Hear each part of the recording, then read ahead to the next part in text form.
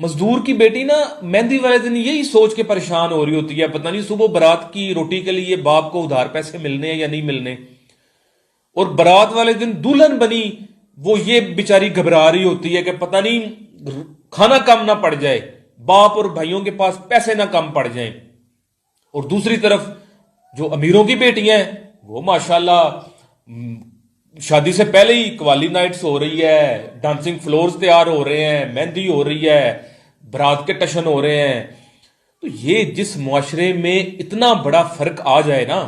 اس معاشرے میں صرف سڑکیں، پل اور ٹرانسفارمر بنا کے تبدیلی نہیں آتی، وہاں پہ دماغوں کی صفائی کی ضرورت ہوتی ہے، وہاں پہ شعور کی ضرورت ہوتی ہے۔ جس معاشرے نے نکاح کوئی اتنا مشکل بنا دیا ہو، اس معاشرے کو پھر تباہی سے کوئی نہیں روک سکتا، پھر صرف یہ حکمرانوں کی تبدیلی